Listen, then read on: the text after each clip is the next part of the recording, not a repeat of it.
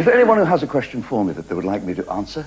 And I see immediately my old chum Jeremy Beadle is waving at me. You are the king of TV surprises. So, have you got a question? Well, I have, Bob, but I don't really want to ask it. You don't want to ask it? Why is that? Well, it's not my question. It was given to me by one of your researchers. It was given to you. What is the question? I was told to ask you, which is better, comedy or sex? That's a good question. Yeah, but it's not mine. No, it's not your question. Well, then don't you ask it if you don't want to, Jeremy. No one has...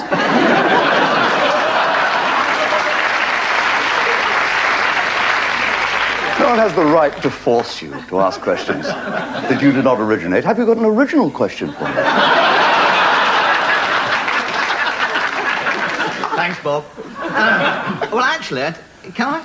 Yes, please do. Well, looking around me and seeing all these famous people in the audience, is there anybody here you wish wasn't here?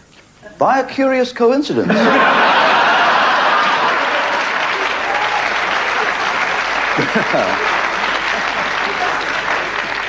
Jeremy, you know I'm thrilled and delighted to see everybody.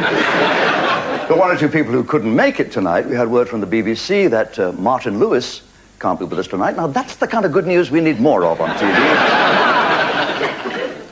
Dr. Hilary Jones, whom I much admire. I do. I went to him to seek his advice on how to rekindle my wife's enthusiasm in the bedroom, and he said, have you tried chewing on her left ear while tickling her stomach with a feather? I said, my wife would hate that. And he said, wrong.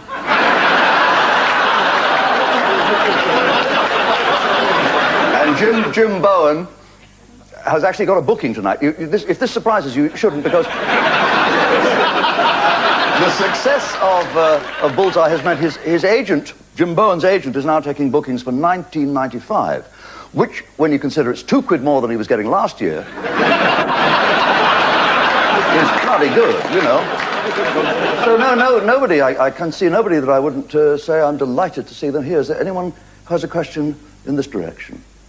I see Sid Little. Yeah, Sid. I'm glad you pointed him out. I didn't know you turned up, Sid. Well, we've got a... No, I don't ask that question. Why not? No, I want to ask, which is better, comedy or sex? Oh.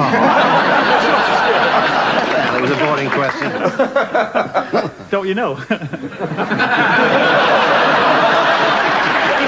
Hey, 30 years and he starts to ad-lib, huh? Working with you, what I know about comedy. Sorry. Well, working with you, what do you know about sex? Yes.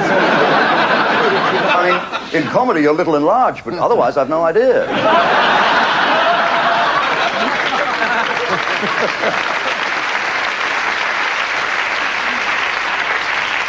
Well, somebody gave that question to Jeremy, he wouldn't use it. Which is better, comedy or sex? And I really don't have an answer, so who gave it to you? I do not know. I suppose there are obvious disadvantages and advantages. I mean, with sex, you don't have to wear a bow tie. But then, with comedy, you haven't got to fiddle with those manacles.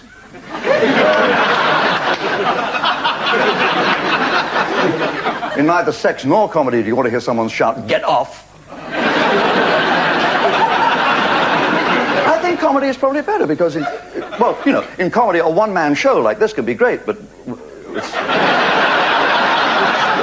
kind of lonely, isn't it, with sex? And I've never had my microphone let me down. I've never had an audience close their eyes and pretend they're with another comedian who has bigger jokes. I don't know, in comedy, somebody pays me, whereas it's the other way. Do I have any takers down this end of the audience at all? Anybody? Linda Robson, Birds of a Feather. Hello. Hello. I was wondering if you ever train or work out to keep yourself so fighting fit. You think I look fighting fit? Yes. Oh, I'm pleased about that. Well, that may be due to the fact I've gone in for press-ups. I promised myself I would do 50 press-ups every morning, and you have to build up to that. I'm not up to 50 press-ups. I'm halfway. I could do the press. Can't do the up. My wife and I, we are trying to diet. My wife has got to diet. My God, I took her to the opera last week and nobody would leave until she sang. That's it. Any other questions? Stephen Fry, what a delight to see you. Oh, thank you, Bob, if I can call you Bob, if I can. You're an awfully talented sort of chap. You act, you sing, you dance, you comede. Someone, I think, was telling me you do game shows as well. You're very famous for your ad-libbing, but you don't, as far as I know, you've never done any improvisation. Is that something you plan to do? Ever? Improvisational comedy? Mm-hmm. Well, I'm prepared to try it. Where better than now? And when better than here?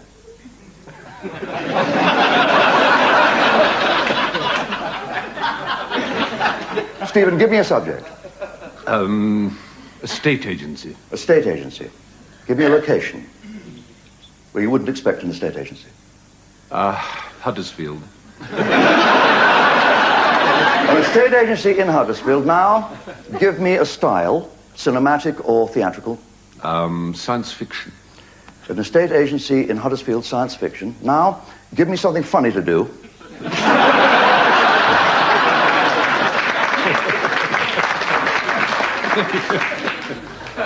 Just ran you dry there, didn't I? I see members of the cast of my favorite sitcom, I think, ever in this country, Drop the Dead Donkey. No question from anyone there? Yes, I have, Bob. Yeah. David Swift. Yeah, I have. Why are you The always man who so... plays the title role in Drop the Dead Donkey.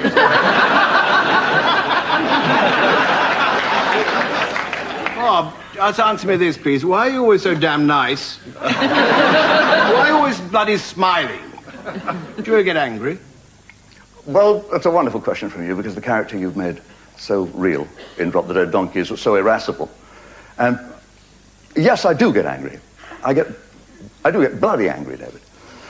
People actually make me pro-nuclear at times. They say such ridiculous things that they drive me mad. I mean, you hear people say irritating things like, you're not yourself today. What the hell does that mean? You're not yourself today. Next time somebody says that to you, you're not yourself today, say, then why are you telling me? People say hurtful things. They don't even know that they're being hurtful. I heard a mother say, I overheard this. She was saying to a 6-year-old child, do you want to be allowed to stay up and see Bob Monkhouse on television tonight or not? And he said no. And she said, then behave. Names. Cute, twee names that are spelt in a cute, twee way. Nikki with 2 Ks. Jane with a Y in it. What's that there for? What's that there for? What's the Y for? Sadie, spelled S-A-D-E, and pronounced Sade. The Marquis de Sade. Who was he? A male dancer the other day said, I'm Rick. It's spelled R-Y-Q. I thought, what a P-R-Y-Q you are, darling. I had a wonderful time co-presenting the Big Breakfast Show with Gabby Roslin. Is there anything about me you'd like to know but you're afraid to ask? Yes, there is, actually. I saw your hand go up a moment ago. When you did the Big Breakfast, you kept it pretty clean, Bob, but usually your act is very sexually orientated. Why? Don't force me to use that secret weapon. You don't know how effective that is. That's not sufficiently unkind to worry me. I'll tell you why sex does creep into my thoughts. Watching television, you cannot... Nature does this to me, Gabby. You watch it, David Attenborough, any program on animals, and they're all sexually motivated. That's all they're doing. Eat and sex. Do you see the one on mountain goats?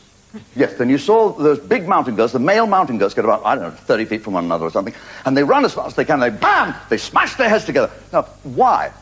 To get the woman, to get the female mountain goat. Bam! I can't even remember wanting sex this badly. Bam! I mean, I'd last one bam. Bam! Oh, that's it. That's okay. Oh, you take her. You take her. You're a bigger goat than me. You have a boy. Oh, boy. Oh, tell her I got a headache. Birds have it bad. Birds. Chickens are lucky because if they lose weight, it doesn't show in the face. But...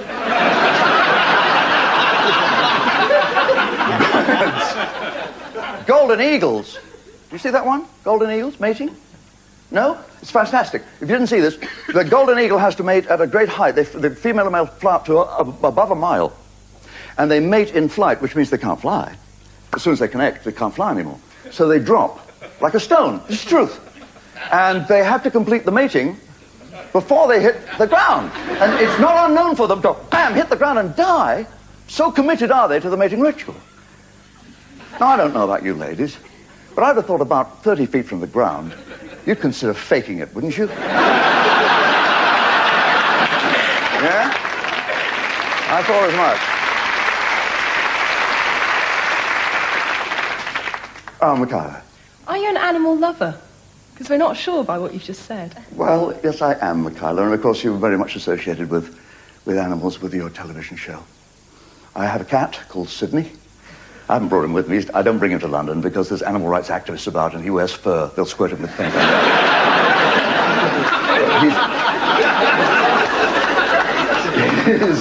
He's a beautiful cat, and I love him, but I must say I draw the line at paying the kind of crazy money. We have a vet locally. He needed cat x-rays. Cat x-rays cost £35. Did you know that? I'm not paying £35 for a cat x-ray. That's ridiculous. Took him down to Heathrow and shoved him through security in a hole. Took a little Polaroid, it was fine.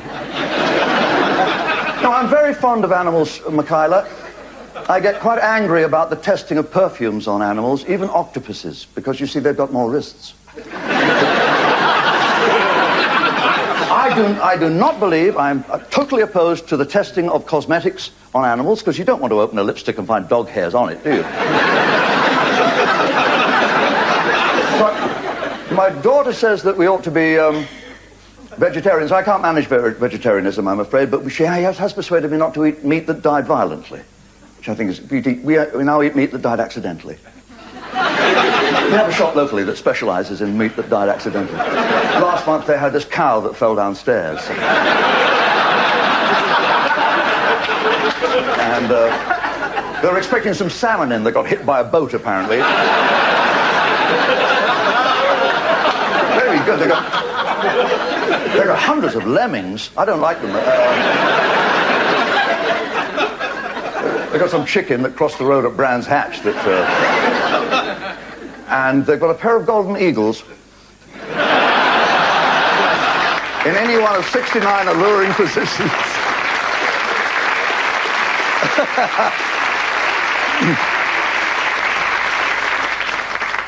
So far, I haven't had to use my secret weapon, and I'm glad of that. I feel fairly secure. I've so many nice and kind, friendly people here. Barbara Knox. Yes. Now, you're the man I think who could answer this for me. It's quite serious, really. But do you think show business puts extraordinary strain on a marriage? Oh, yes. I think any job that takes you away from your spouse does that. I was away from my wife 2 years ago, yes, 1992, for 12 weeks, 3 months abroad, and I got back to Gatwick, and I phoned her to say I'm coming home from the airport. And I picked up the phone and it was shaking in my hand. And I thought, I'm afraid to speak to my own wife. And I put it down. I tried to sort it out in my mind. And I realized I was afraid that she had made a regime for herself, a daily routine in my absence, and I wouldn't fit back in. And so I pulled myself together and I spoke to her eventually. And she was so loving, she was so affectionate on the phone, that I drove home faster than I should have done. I stopped for some red roses and some pink champagne. That's how soppy I was feeling. And I got to my house and the front door wasn't closed to me. It was wonderful. And sometimes we need these reassurances in our relationship. The front door was wide open to me and my wife wasn't waiting downstairs for me, if you know what I mean. And it was a wonderful welcome home. Well, I don't want to go into details, but she was upstairs waiting for me. And if you follow what I'm saying, don't look as if you do. The front door welcomed me in and my wife was, well, I'll be specific, she was in the bedroom. I mean, well, actually, was on the bed. I mean, how clear do you want this? I'll spell this out for you. She was spread-eagled on the bed. Wrists tied to the bed head. I said, we've been learning some saucy tricks. She said, we've been burgled, you stupid bastard.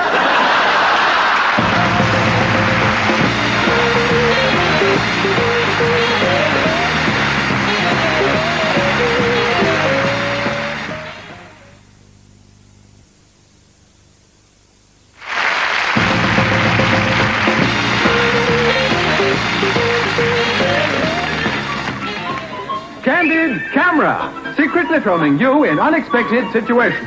Presented by television's comedy host, Bob Monkhouse. Well, I want you to try and imagine now that you're a garage mechanic and that you've got to fix the engine of a car. But what happens when the car hasn't got an engine? Jonathan Ralph from the Candid Camera team removed the engine from an ordinary car. Roll the film now and you'll see just what happened when John and his friends slowly spun the car down the road. They had to get it started by pushing it towards a garage. Remember, the car had no engine in it. But he was just going to drive it in. It would look like an ordinary car to the garage mechanics and ask for some petrol. It's not ticking over once you get it going. I can't even get it going at the moment. We haven't got a mechanic here. This is just a filling station. There's no mechanic here. It's just a filling station. We just drove in for some petrol and, You don't seem to be able to get it going. No, can you just look and see if it says anything? Has he filled you up? Yes, he filled us up.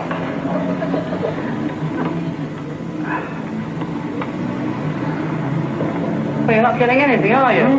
You're not getting anything, are you? I don't know, it's, What's your bonnet?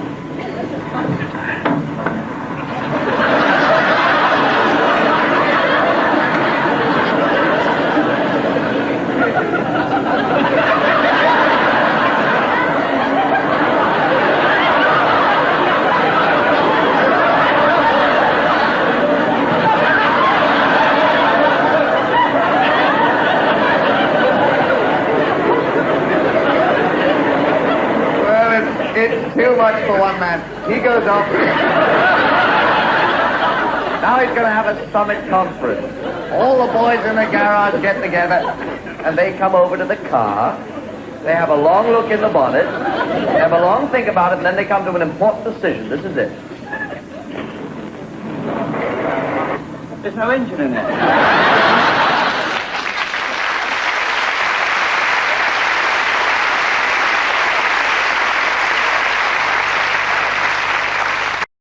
1959. Amazing, isn't it? That long ago. What did you think, Jeremy? Because it's kind of close to your line of country. It is, in fact, if you talk about Candid Camera, that is certainly the clip that everybody remembers. But I wondered who the Liberace host was. Do we have any questioners? Eamon Holmes. Thank you, Bob. Serious question, Bob, about an increasingly used term, political correctness. Be careful, I have a secret weapon here. Sure, Bob, certainly. How aware of it are you, and have you or would you change your act to accommodate it? PC. Yeah. I think every comedian has had to absorb some of the very reasonable precepts of political correctness, and I understand it if I say something about two Pakistanis walked into a pub that someone will shout racist, and that's fair enough. And if I say my wife is only good for the washing up, they shout sexist. But now I think they're going, the lunatic fringe is kicking in. Now, you know, I say Nigel Kennedy came up to me this up, violinist! You know, I can't. Where does Tarbuck get his jokes? Archaeologist! But I imagine that you're asking me from an Irish point of view, because, you have suffered a great many jokes. How do you feel about Irish jokes? Do you object to them? No, I personally don't, Bob, no. See, well, now, 10 years ago, it was okay to say, did you hear about the Irish skydiver who died when his snorkel and flippers failed to open? Don't laugh at that. That's racist. Your laughter is racist. You're not allowed to say that anymore. 10 years ago, I could say, why is it blacks have all the rhythm when it's the Catholics who need it? You can't say that. You can't say anything about any country. You're being xenophobic if you do, and being racist. You even criticize France. France!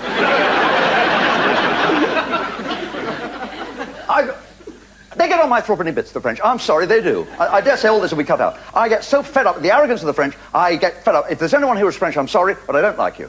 What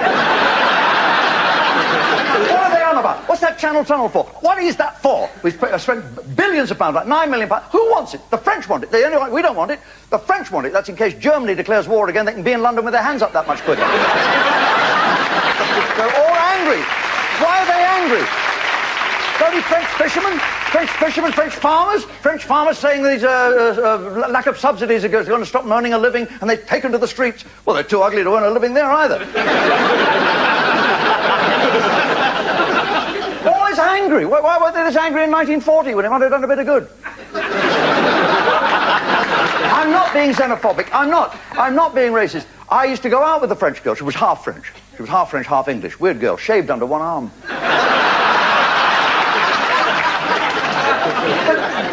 They're disgusting. Le Pétomane. Did you ever hear Le Pétomane? Only the French would have this. This man used to come out on stage, and with the bodily gases, he would do sound effects and play tunes with the wrong end of himself. And they'd still have him doing it today. If he was alive today, they'd have him on television advertising bubble gum. Took my wife to a French cafe in Paris. What was it, 5 years ago? Snooty, arrogant, expensive, very, very exclusive, restaurant. The lobsters picked out the people. I couldn't believe it. And this French waiter eventually deigns to s'entendre with the menu. I said, merci. He said, it's merci. I looked at the menu. I said, I'd like the crab toasted. He raised a glass of wine to my wife and said, your health, madame.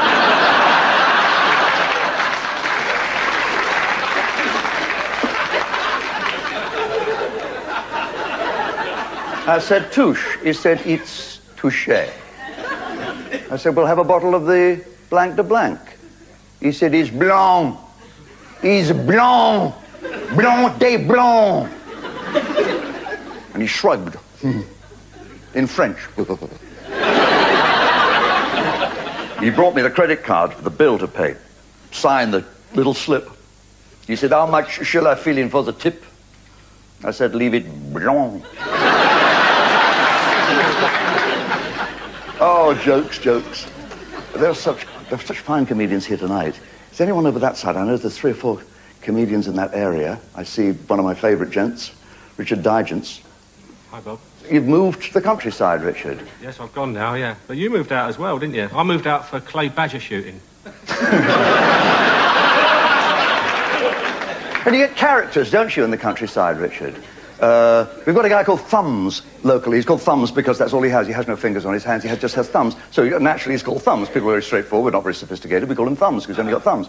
Because he lost all the fingers off his left hand trying to get his fish paste sandwich out of a threshing machine. He took all the fingers off his left hand, and then he took all the fingers off his right hand, showing the farmer how he'd taken all the fingers off his left hand. And he would have taken the fingers to hospital and have them sewn back on, but he couldn't pick them up.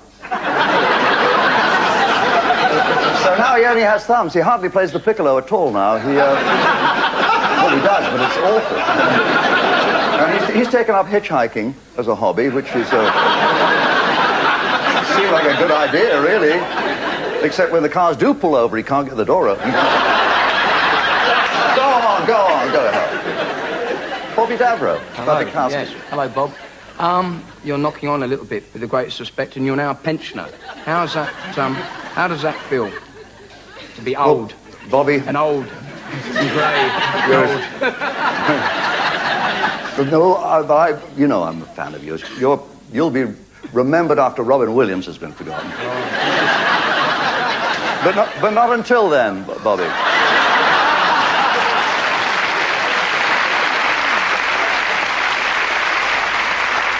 I must admit, age is beginning to tell on me. The signs of age are very apparent. When you find you've walked into a room and you can't remember why you went in there. And it's the toilet. Men of my age, Bobby, when you get to 65, you begin to fantasize. I think a lot of men of my age fantasize about making love to 2 women at once. I fantasize about making love to 1 woman twice. I have tried to solve these problems as best I can. There are things I do to try and revive and revivify my love life. When I make love to my wife, I try to be modern. I like to have a mirror in the bedroom. Oh, yeah. Stick it under her nose, see if she's still breathing.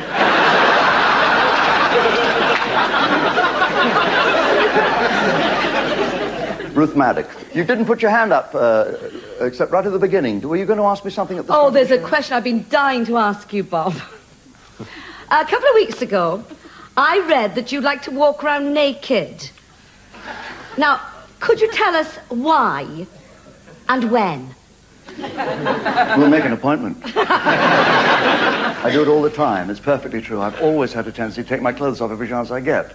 I do it in hotel rooms. So I was in a hotel room last week, and I took all my clothes off and lay naked on the bed, and the chambermaid walked in. Finally.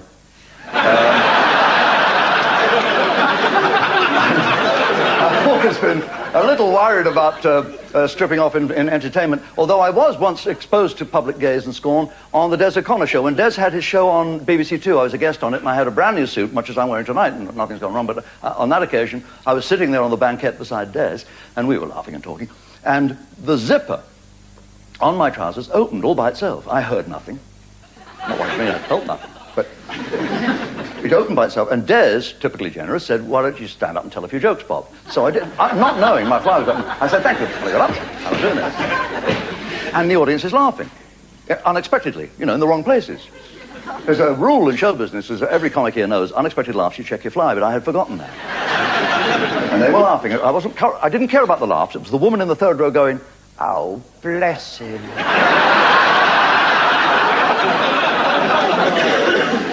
Anybody else over on your block? Oh, I've got a choice of hands here. Gary Bushell of The Sun. Hi, Bob. How are you? I'm fine. Look, everyone here knows you're one of the sharpest stand-up comedians in the country. You're proving it again tonight. I've seen you live. Your show's always bang up to date and topical. Why have you spent the last 20 years doing game shows? I mean, why aren't your TV shows funnier, the normal TV shows?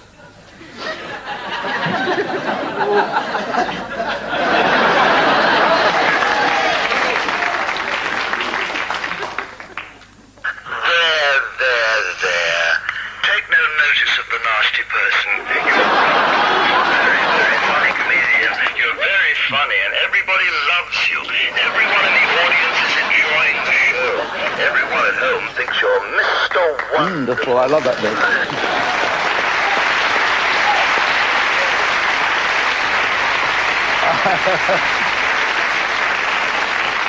Well, I suppose I do quiz shows because it's easier to ask questions than to answer them, Gary, as you've just proved.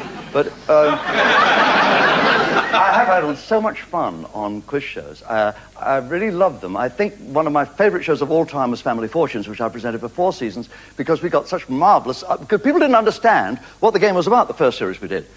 And they really went into it, and the weirdest things used to come up, because you would have, for example, the Grand National we think was a good subject, so we'd ask people this question, thinking the Grand National would be the top answer. And then I would say, we asked 100 people to name the most dangerous race, and the guy said, Arabs! So we had to cut that out.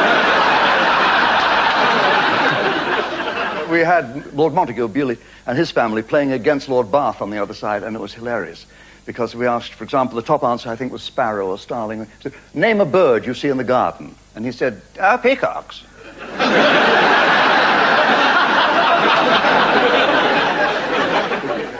I asked the Marchioness of Bath, I said, we asked 100 people, name a food you have to peel.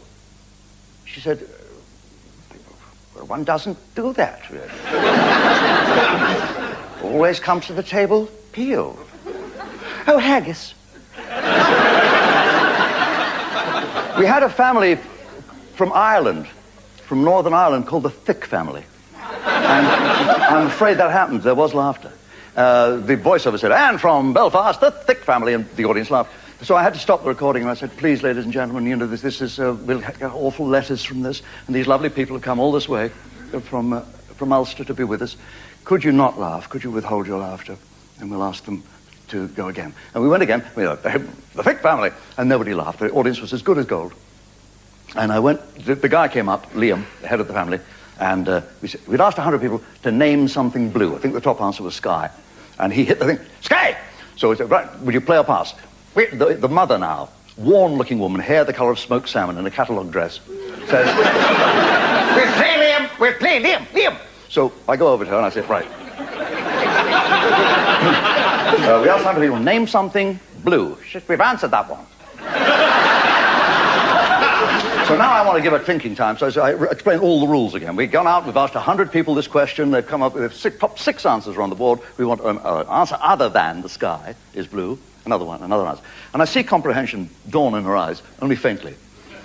So I hear it again. We asked 100 people to name something blue. Is it my cardigan?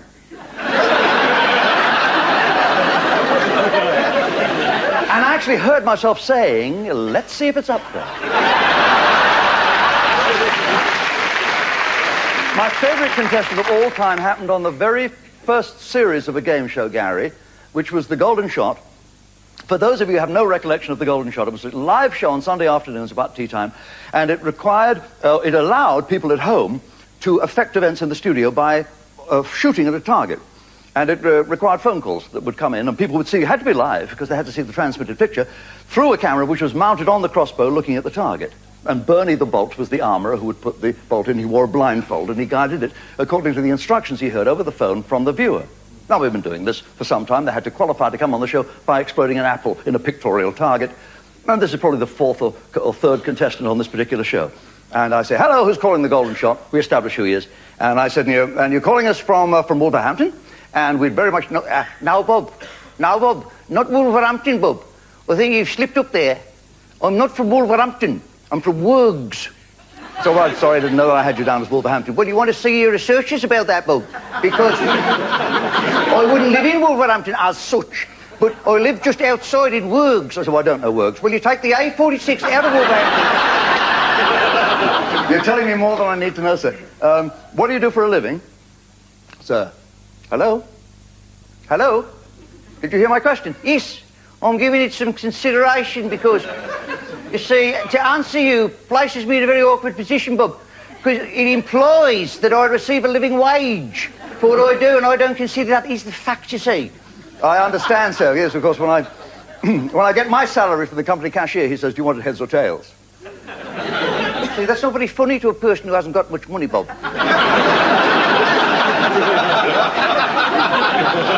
I think it's a very flippant remark, if I may say so. I think you lost a few funds with that joke, Bob. Well, so let's cut straight to the target, shall we? Your apple is on Isaac Newton's head, and you have 30 seconds in which to Bernie the Bolt, 30 seconds in which to hit it, starting now. Right to beat, right to beat, right to beat. Right to beat, right to beat. Stop the clock. Sir, you've gone way over to the right of the target. Oh, sorry, Bob. Start the clock. Lift a beat, lift a beat, lift a beat. Lift a beat, lift a beat. No, hold the clock again. You've gone way over to the left of the target now, sir. Can you see the target all right? Hello? Can you see the target, sir? See, I told the man. What man is this, sir? Man from Rumbelows came and took the set back Wednesday.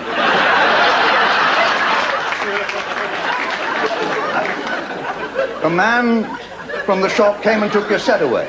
Yes, yeah, we got it in one, Bob. You mean you're sitting at home? A note of asperity entered my voice.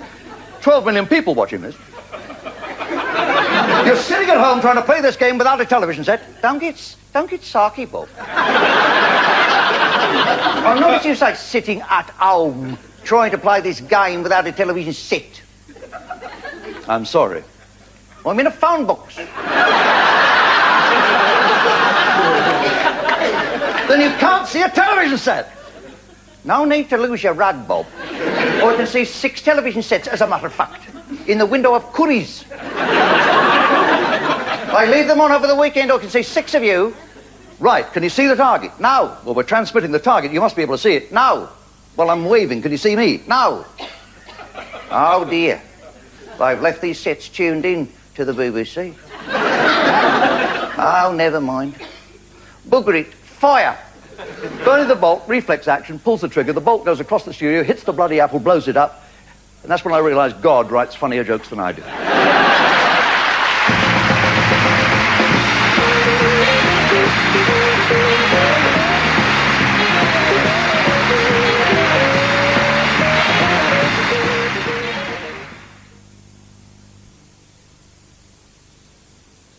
Ophthalmos.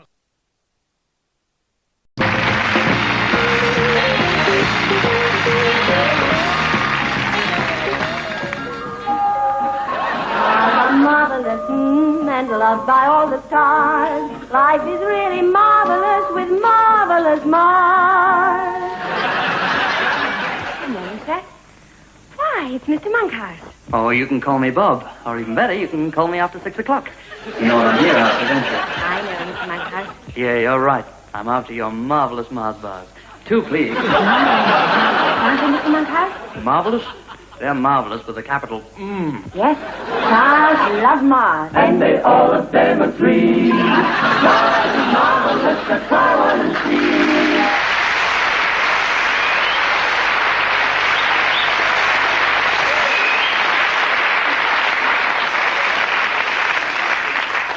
see. Mars is where I want to be at the moment. I got Advert of the Year award from Nestle's Roundtrees and Cadbury's, I believe. Mandy Smith. Hello, Mandy. Hi. Have you ever performed with any rock groups? No, have you, Mandy?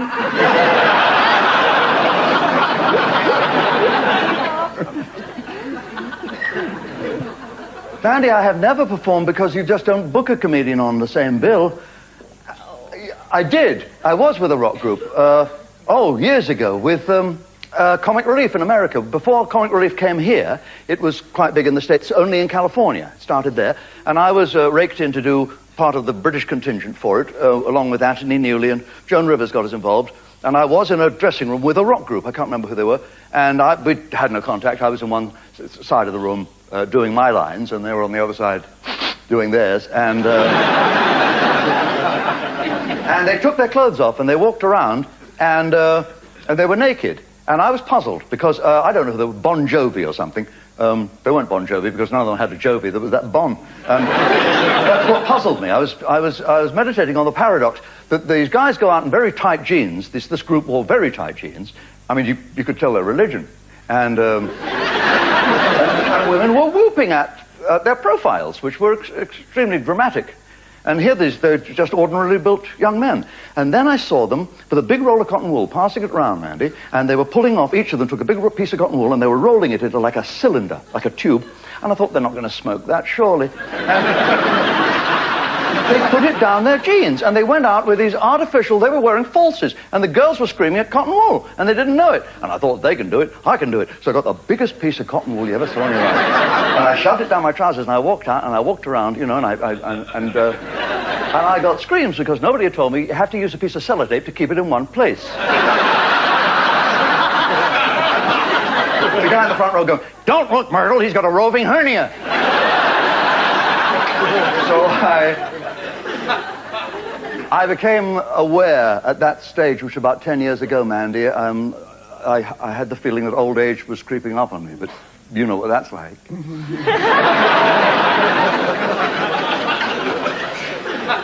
John Inman. How nice to see you, John. Nice to see you, too. I want to get on to pantomime with you, because you played Buttons in Cinderella at the Palace, Manchester.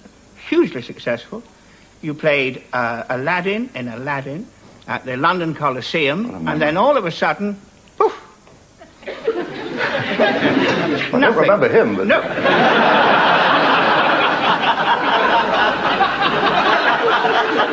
Nothing happened after that. Why? Why haven't you... Well, John, you're also sitting in front of one of the great pantomime stars, Ted Rogers, and I can't compete with people like you and him, not in pantomime. I never could relate to a pantomime audience. I really could. My kind of comedy never seemed to fit into me. I did enjoy that season, and the season at the London Coliseum was extraordinary. Soon I rather fancied the principal boy as soon as I found out she wasn't a boy and had no principles. She was very sophisticated, and I wasn't at that stage. It's a long time ago, John, you're remembering. And she invited me around to her flat, and she said to me, "I've got mirrors on the ceiling and mirrors on the walls." She said, "Bring a bottle." So I took Windoline.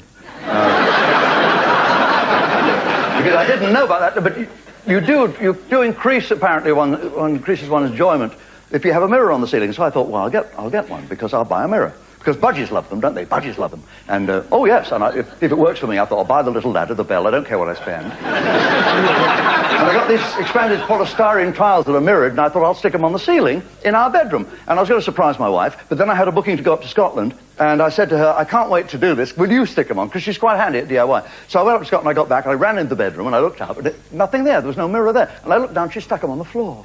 She'd stuck them on the floor. It's not the same. It's not the same. It's one thing to lie on the bed naked and look up at yourself. Nothing sags. You look good. But when you're standing there nude, looking down... Well, it put me off Brussels sprouts for a fortnight. Somebody's raising a hand over there with the camera on him. I can't see who it... Oh, it's John Leslie. Hello, John. Hi, Bob. You've talked a lot about sex tonight, but you haven't mentioned safe sex. What do you think about that? I knew I could come to you for a wholesome question, John, with your Blue Peter traditions. Well, I remember, of course, when safe sex simply meant a padded headboard. But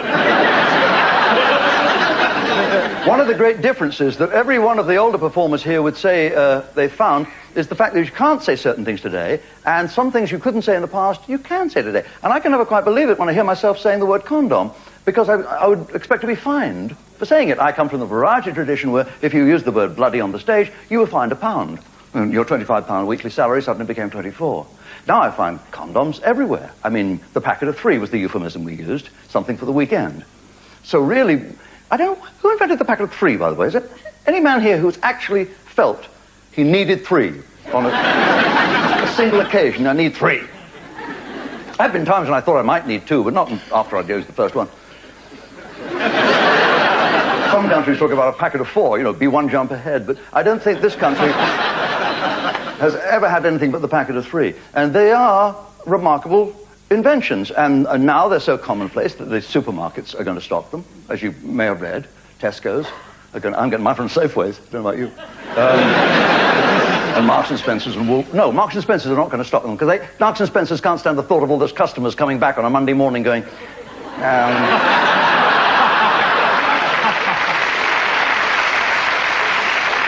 Do you remember being a little boy and becoming a man? I'm talking mainly to the men. Do you remember being a little boy, and you went upstairs a little boy? You were a little boy when you went upstairs, and you came downstairs the next day a man. You'd become a man in the night, as you lay sleeping in your little bed. The hairy fairy came. Woke up in the morning, the equipment had arrived. How am I going to smuggle this past Mummy? I remember the very first time I went to the chemist to buy myself a packet of 3 and protect the lady of my choice should she appear. I had 9D, old money, 9pence. And I'm a young man, I'm 13 and a half years of age. I'm going to buy what is required for the woman of my choice. There was a woman serving, I bought a wisdom toothbrush, I left. Every time I went back to that chemist, I swear to God, throughout my adolescence, that bitch never had a day off. I was 17, I had 58 toothbrushes. I used to take girls behind the bushes and clean their teeth. Dennis, you have a final question? Yeah, I think it's fair to say, Bob, that you and I go back a long way. I think you go back a little further than I do. But down all those years, and with all your talents, there is one that has never ceased to amaze me, and that is your quite remarkable memory. Now, how far has this been put into the service of your career? It's essential to what I do. I've always found it a tremendous asset, but it's not particularly difficult. All you need is a question, which you answer with the memory. For example, the one were to try and memorize the celebrities in the audience here tonight, as I've been trying to do ever since I came out here, because I didn't know who would be here and who would not be here. And if you ask a question like, how do we get the title, An Audience with Bob Monkhouse, it's 5 words. Now, if you find 5 leading ladies in the audience who are here, and tie them into that, you can answer any kind of question. For example, the first word is Anne, which is the indefinite article, and also stands for the first name of Anne Aston, who has always been a very indefinite article. No, you always played it dumb, didn't you, Anne? Yes. And your real name is Lloyd. Yes. I remember that. That's the same as Kevin Lloyd from The Bill, who plays Tosh Lyons. That's your character's name, isn't it? Tosh Lyons. Yes. Perfect description in 2 words of my entire act. Tosh Lyons. We also have most of the Bill. The Bill I like to see most of is Bill Treacher, because his wife is played by Wendy Richard, who has a quirk about playing Pauline. Richard goes with Digance, and Richard Digance has just changed his homes, amen to that, which suggests Amen Homes, and the stars of GMTV, which stands for Give Me the Valium. And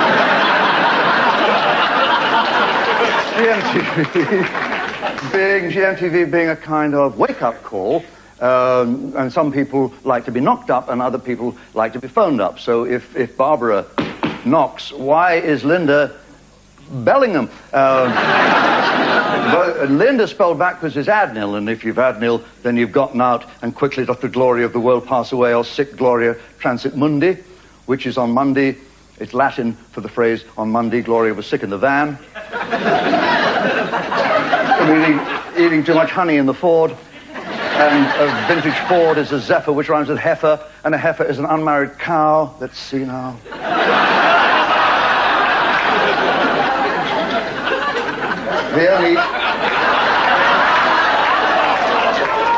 The only Miss Cow we have in the place is Nina Miss Cow. Nina always goes to the ball in pink. We have a Ball who was always in the pink in Michael Ball. And Michael Ball became a star in Aspects of Love, but where do you get your aspect, Michael? Well, if you bend down in a chicken run, you will get your aspect. And no offense. Offense is something that goes around a territory, or turf.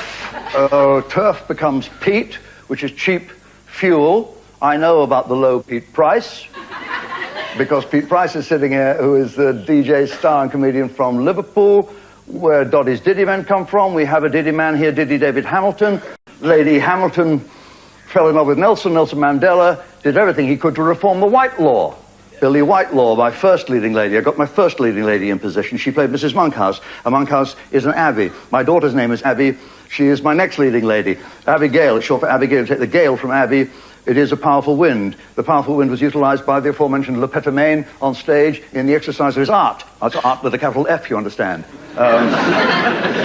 And he had no pity for his audience. If you have no pity, you're ruthless. I am not ruthless tonight because I have Miss Maddock with me, who is my fourth leading lady. So, we had a quick cuddle, a QC, as we called it at the time. QC was also the letters that described Quite Contrary, was the television program upon which Katie Boyle introduced me. So you see, to anyone whose name I've missed, apologies.